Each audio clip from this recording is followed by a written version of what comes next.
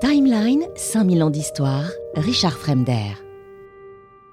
Mais ce qui m'a vraiment intéressé, peut-être c'est ce qui m'a donné l'idée de faire ce livre plus tard, c'est de voir comment ce temps très ancien peut tout d'un coup revenir devant une communauté d'auditeurs sans doute ébahis, de réclamer le retour d'une mandibule de moins 500 000 ans dans les lieux où cet australopithèque avait vécu.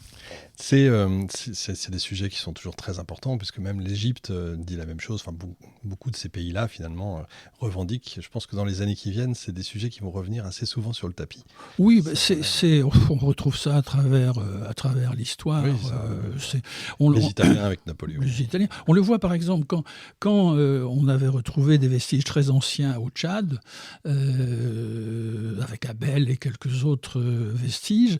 Le rêve de Kadhafi était en Libye de faire venir des équipes d'archéologues pour trouver des vestiges encore plus anciens que ceux qui avaient été trouvés au Tchad. Donc on est dans quelque chose d'assez normal, de la construction d'un roman, d'un récit national. Et plus on remonte loin, plus ça légitime une actualité. C'est un peu limite comme raisonnement, mais il existe. Et je crois qu'il a beaucoup existé aussi en France, et je crois qu'il existe toujours. On peut parler de peuplement continu sur cette partie qui ne s'appelle pas encore l'Algérie, évidemment, mais sur cet endroit. On peut parler d'un peuplement, comme tout autour de la Méditerranée, est venu pour partie sans doute peut-être du sud, mais plutôt d'abord un peuplement. Alors on va pas remonter jusqu'à 500 000, mais avec des groupes qui bougent et qui vont occuper la Méditerranée, en Algérie comme ailleurs. Et puis il y a certainement des communautés relativement importantes en bordure de côte, dans des territoires fertiles, qui vont cultiver, faire de l'élevage, développer la céramique, etc., inventer de premiers cultes, comme ça se passe logiquement dans l'histoire de l'humanité un peu partout dans le monde. Alors, dans le cas de l'Algérie et de l'Afrique du Nord, il y a aussi un moment qui est un élément d'accélération, pourrait-on dire, de l'histoire, qui va être l'arrivée des Phéniciens. Alors, c'est certain que les premiers comptoirs qui vont arriver sur la Tunisie actuelle, sur l'Algérie et jusqu'au Maroc avant l'Espagne, ces comptoirs phéniciens amène une autre respiration, c'est-à-dire une ouverture sur la mer qui n'est pas seulement celle occasionnelle de pêche à pied ou de pêche en mer, mais qui commence à insérer ces régions dans des réseaux économiques qui vont bientôt se développer avec Carthage, et puis surtout qui vont se développer avec Rome. Oui, c'est ça, ouais. Le grand saut, historique, c'est plutôt Rome. Les Phéniciens vont commencer en fait le commerce, on va dire, vont initier le commerce international, je vais mettre des guillemets international, et les Romains vont vraiment là développer en fait. Oui, enfin, le problème des Phéniciens et donc de Carthage, c'est que ça a vraiment été malheur aux vaincus. C'est-à-dire, nous possédons finalement pas de texte, par exemple, important sur des siècles carthaginois sur cette partie du monde.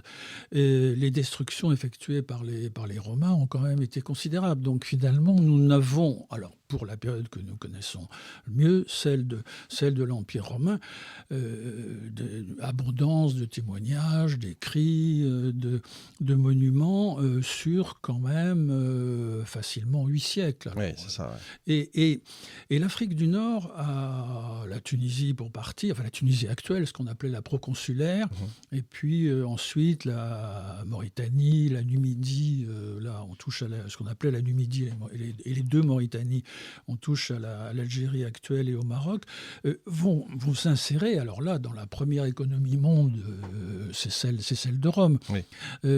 L'Afrique du Nord est le grenier la proconsulaire, par exemple, est le grenier de Rome, tout comme l'Égypte. Il faut ne serait-ce que nourrir Rome avec ce qu'on appelle le phénomène de l'annone, c'est-à-dire donner gratuitement du pain à près d'1 million d'habitants. Il faut un trafic absolument insensé, amenant donc des quantités de blé cultivés sur des surfaces considérables et amenant vers Rome, alors le blé, l'huile d'olive, etc. Donc c'est un commerce dont on a encore du mal à mesurer l'importance. On a trop souvent réduit, par exemple, le commerce maritime romain à une sorte de commerce côtier, à passer d'un endroit à l'autre pendant la bonne saison.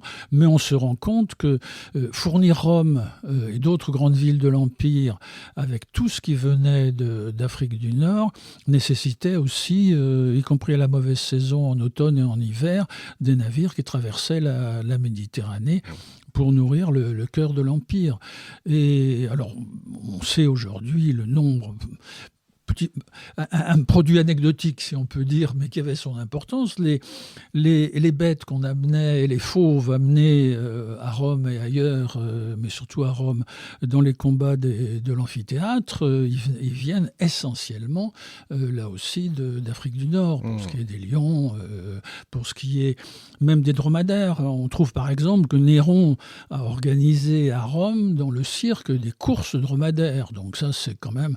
il faudrait refaire Bénure en remplaçant les chevaux par des dromadaires, ce serait, d'un point de vue cinématographique, ce serait absolument extraordinaire. Donc on a comment dirais-je, un développement de la civilisation romaine dans cette partie du monde qui est extrêmement considérable et qui va être aussi, et qui va faire par exemple que cette Afrique du Nord va être aussi l'un des berceaux du christianisme. Oui, c'est ça.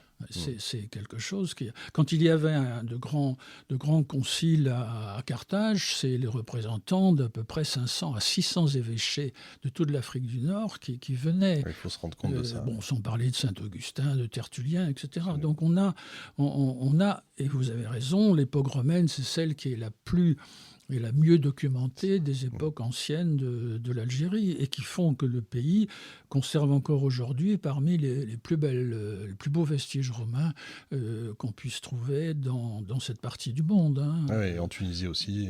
Oui, comment alors c'est Tunisie.